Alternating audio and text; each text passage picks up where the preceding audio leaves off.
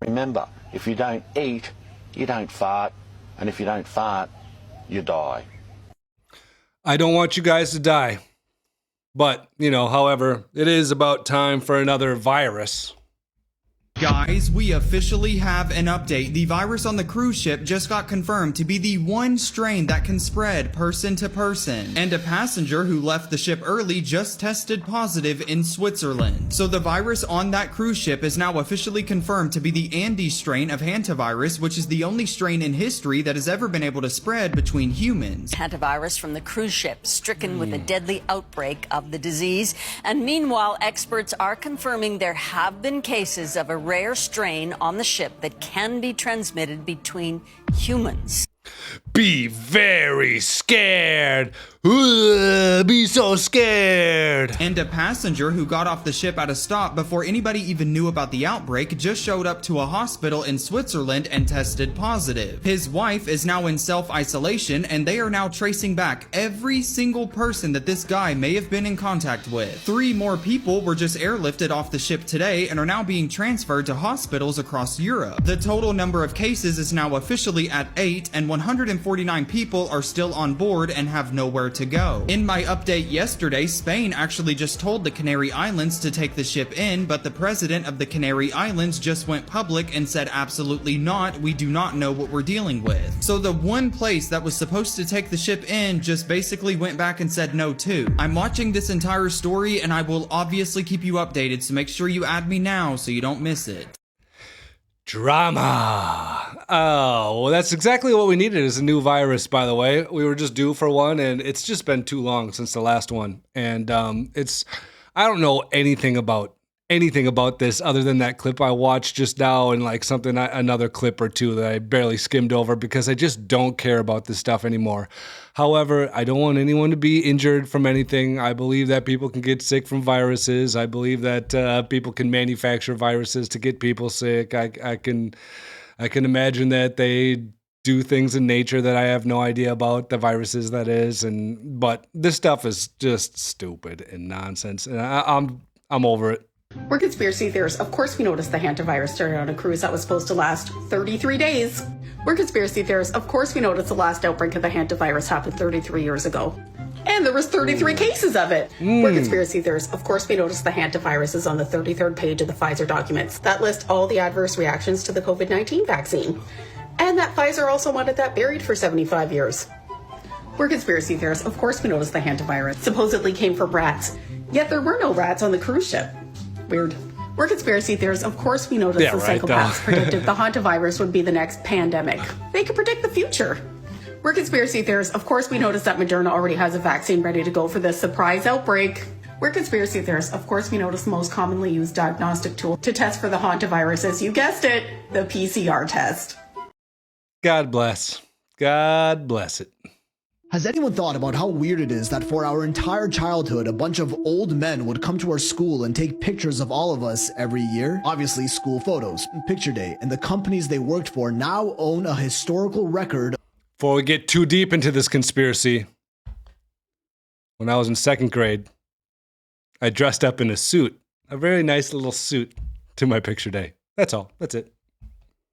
Of your face as early as 4 years old every single year until you turned 18. But who owns all this data and what could they possibly do with it? Oh wait, did I say companies? I meant company, as just one company does nearly half of all school photos in the US and owns about 25% of the global market share of school photography. That company is Lifetouch, who was purchased by Shutterfly in 2018 for $825 million.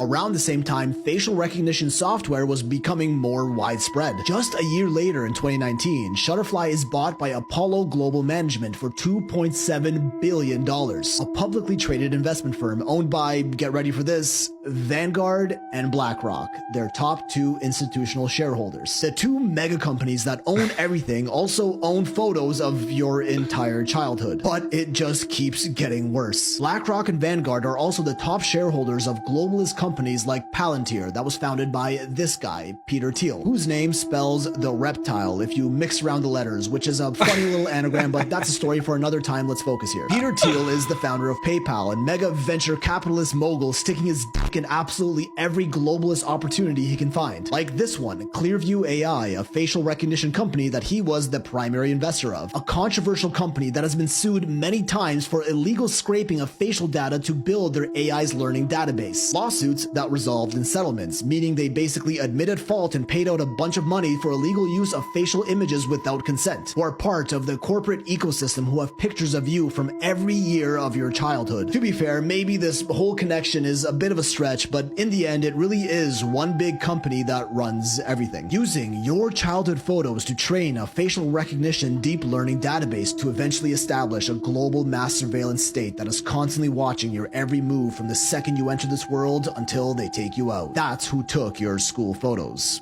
Have a good day. No, there's no conspiracy there. The truth is, guys, they took your pictures every year because you are all beautiful. You're just beautiful children, just beautiful. And see, you could see on this one here by this evil guy right here, little nice children, nice little AI children. Beautiful. So weird though, so weird.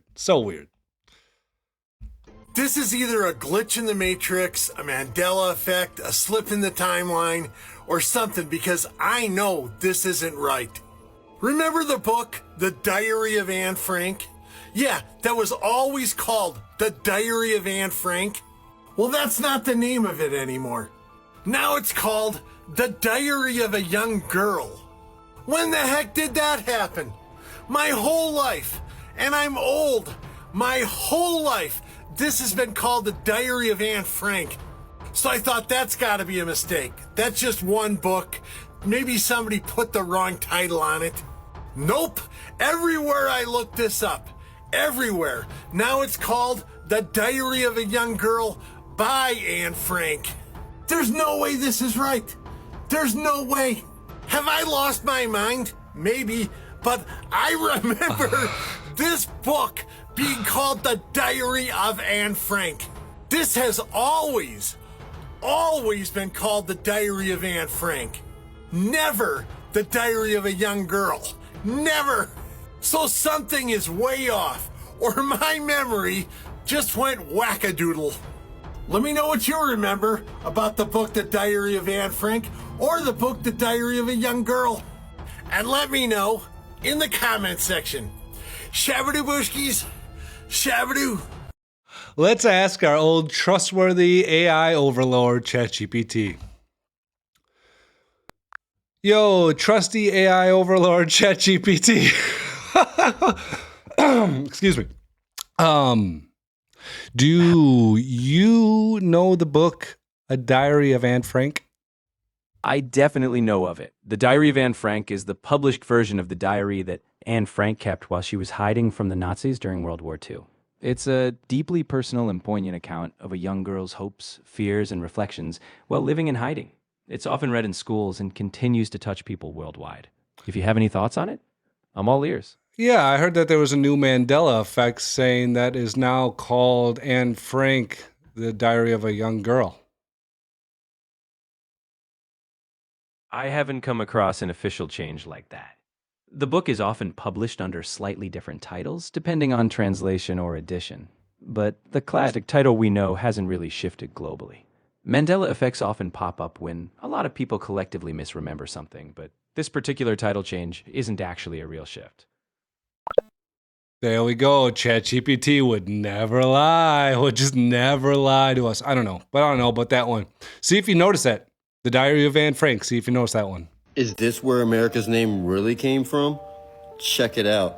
This is called Marmarica. Libya, Egypto. Marmarica. This is the Marmarica, Libya, and Egypt regions. This is a 1482 map, 10 years before our supposed Columbus had arrived. So is it possible that that was the real name? I mean, there's all the stories about possibly having Egypt in America and some of the possible ruins that could have been there. So this map is really interesting. Grand This is Canyon. before there was an Africa. I'm not sure if you knew that, but it wasn't always called Africa. It was known as the Libya, Ethiopia, and Egypt areas. And look how decked out Egypt is. This is before Cairo. And you have Babylon. Memphis is Memphi before they added the S to it. You still have Scythia people coming here, which I thought was really interesting. And it's all decked out with cities everywhere going down the Nile. Check it out. This is all old school stuff. Look, you got Aphrodite right here too. And then you have Ptolemy. I mean, that was an old Greek philosopher and has his own city. It's crazy. You just go all the way down through here. Found it really, really interesting. Comment, let me know your thoughts on this. Check it out. It was super cool. Here, I'll show you the entire area so you can see going across. And part of Libya Desert, and then all the names. Anyways, as always, thanks so much for watching. Thanks so much for listening. Thanks for being a part of this. Thanks for following. I find all this stuff very interesting. Remember to always stay curious. Always ask questions. Always question the narrative. Until next time, y'all. America! That'd be fun. That'd be more fun. On a completely unrelated note, I always forget things. I think of all these things I want to tell you guys throughout the day, and all these funny things and all these little details of everything, that when I finally get to recording and everything is set up and it took me all this and I got everything in order, my brain just wipes out completely. But one of the other days, I was sick the last couple days. I'm still kind of recovering. It's kind of being slow. But I decided to take a borax bath with some borax and some Epsom salt and some baking soda as well. Just like, whatever, I'm going to give it a shot. Whatever, maybe I'll die. I don't know. Maybe the borax will kill me. I'm still alive though, right? But I did one of these like slightly like a detoxing bath. You're supposed to get like bentonite clay and something else to help get some other things out. And a lot of people recommend all different things.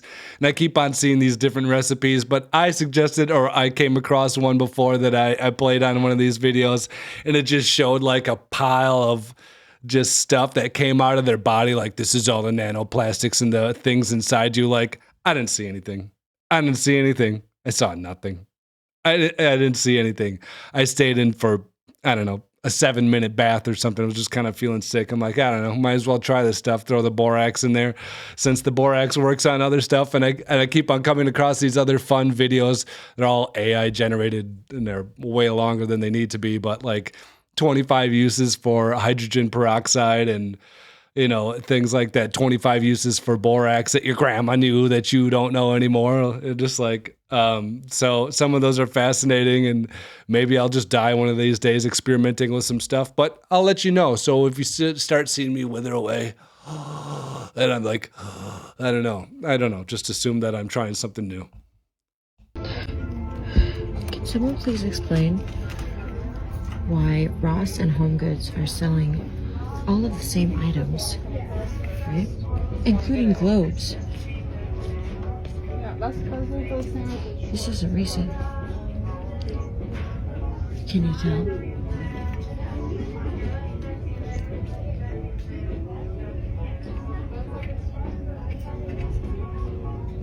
Where is it?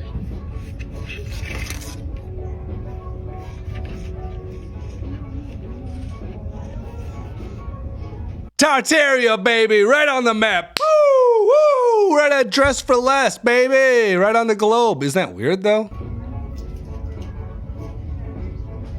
Someone explain. Seriously, though, why is Tartaria on this weird map at Ross?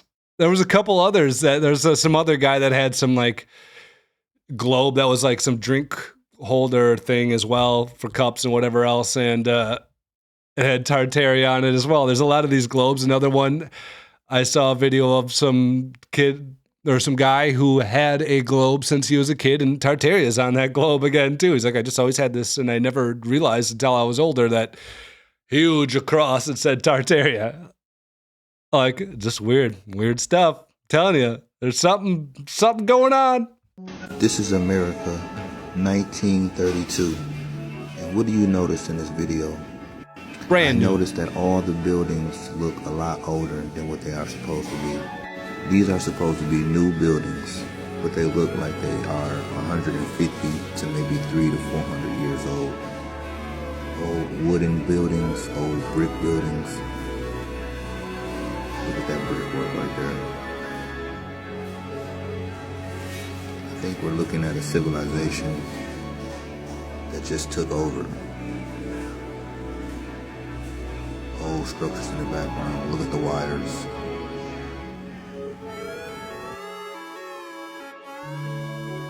I always love this music of this one.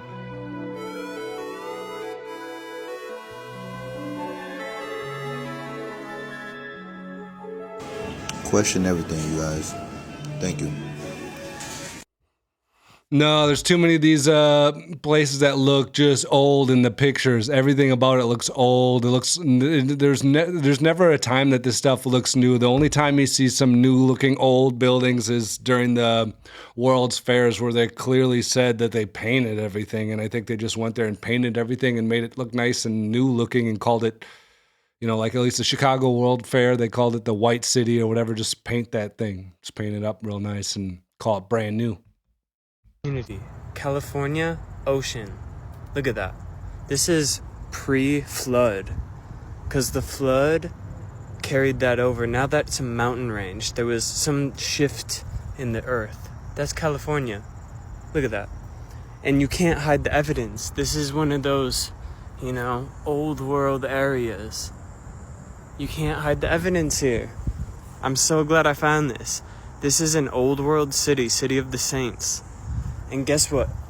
I had an observant eye, and I saw California as it was, not as it is. We can look at all the little bodies of water and the bodies of land through the water as well. Hard to see. You know? California's Old maps, clear. They show water between California and the United States. Very interesting. Also looking for the Great Lakes. Before the flood, there was no Great Lakes. Very interesting. What do you think about this? Right. I mean, that's crazy. These buildings just drive me bonkers. I still just don't get how they built these things, and they're just so beautiful. And that's a pretty dang obvious clue. This is a panorama of the electric tower from the 1901 World's Fair in Buffalo.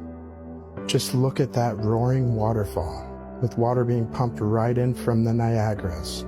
I'll show you footage of the rest of this World's Fair in another video. But just look at this tower alone. Does this look like it was built in 2 years' time? And then they demolished it 6 months later? I don't know what temporary material you're using, but in the harsh Buffalo winters alone, there's no way you'd build that temporarily and it would survive any inclement weather in Buffalo. And why would anyone waste their time with so much detail just for it to be torn down in 6 months? What a waste. This video alone should dispel the narrative. How are you making a roaring waterfall like that for a temporary structure? And that's just one of the massive waterfalls at this World's Fair. And before I go, here's a few more photos of this electric tower lit up at night. Question everything, friends. Until next time.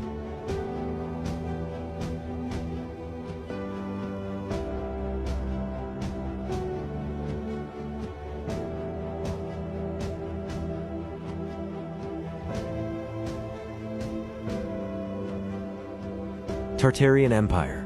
The truth cannot be stopped. Dude, those buildings are remarkable. I do not get it. I really do not get it. This stuff is insane. What in the sinister sunshine is going on? I'm 54 years old. For decades, I've been bringing my plants outside when spring comes. Year after year, decade after decade. Absolutely no problems. What in the sinister sun? I bring my plants out yesterday, 1 day of sunshine, and look what happened. 1 day. I brought out my aloe plant and the same thing happened. It's just, it didn't get that bad because I brought it in before then, but it's starting to wilt. Of sunshine. It's like they're burnt. It literally killed this plant. Look at this. 1 day of sunshine. It's like the leaves are burnt. What is that? So I think that's a pothos, and I don't know if those are supposed to get straight up sunlight like that. I think they're a little bit low light. Maybe she's just taking care of some of her plants wrong, but I think there's something to this. I kind of noticed the same thing. Just like I said, my aloe plant was wilting. I don't know what the deal is. This one. Look. Burnt. This one. It literally killed this one. This was big and green yesterday when I put it out into the sunshine. That's what's left of it. Burnt.